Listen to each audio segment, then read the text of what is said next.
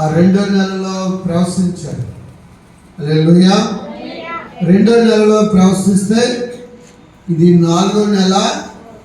మొన్నట ఆదివారం నాడు ముందే బుధవారం నాడు ఎప్పుడు వారు ఫోన్ చేసి, అయ్యా అక్కడ మన స్థలంలో దేవుడి కొరకు అని నేను ఒక స్థలాన్ని డివైడ్ చేసి వదిలేస్తాం. మా భర్త గారు నిద్రించారు. ఆయన ఆశ భర్త గారు ఇక్కడ ఒక స్థలం చేయాలి, ఎవరైనా దేవుడి గురించి ప్రార్థన చేసుకుని పరిచర్య సాగించాలి అని తన భర్త గారు భార్య నిర్ణయించుకున్నారు.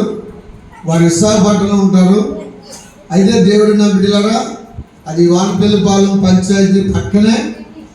అది అమ్మా ఇంకో సేవకులు చేసేవారు. అయితే మరి ఏం జరిగిందో తెలియదు. ఒక 6 నెలల మట్టి నుంచి ఆయన ఆ సంఘాన్ని తీసుకుని వేరే చోటకి వెళ్ళిపోయి ఆ స్థలాన్ని దేవుడి కోసం నిర్ణయించుకున్న ఆ స్థలాన్ని అలా వదిలేశాడు. వైద్యుడికి తెలిసి ఏమీ ఎందుకు చేసుకోవట్లేదు అని చేసుకోమని చెప్పాడని ఆయన వాళ్ళు కౌలు పంపినా తను చేసుకుంటామండి చెప్తే, లేకపోతే ఇది ఎలా జరిగింది అలా జరిగిందని ఏమీ చెప్పకుండా ఆయన 6 నెలల మట్టి నుంచి అది స్థలం చేతులు అప్పు చెప్పేసి మళ్ళీ రాలేదు. అయితే మనకు చెప్పుకోం దానియేలు గారు తండ్రి గారు మూర్తయ్య గారికి వారి బంధువులు. అయితే వారు ఏమన్నారంటే దానియేలు గారిని చేసుకోమన్నారు, నల్లా ఇస్సాక్ గారిని చేసుకోమన్నారు. వారు ఎవరు కూడా మా వల్ల కాదు, మాకు అవకాశం ఉండదని చెప్పేసి వారు తప్పుకున్నారు.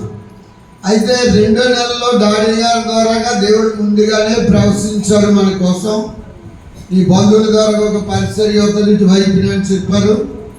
అలాగే మరి మొన్న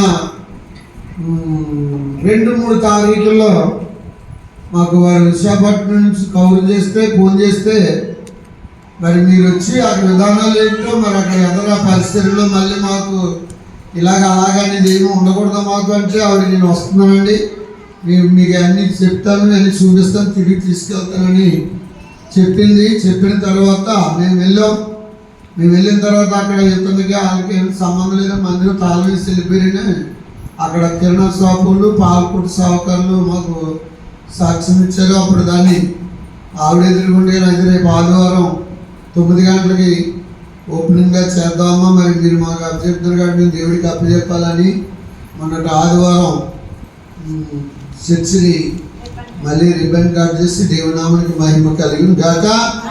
మరి గాడిగా ద్వారా దేవుడు మాకు ముందుగానే తెలియపరచు. బట్టి దేవుడికి మహిమ కలుగును గాక. ఆమేన్. హల్లెలూయా.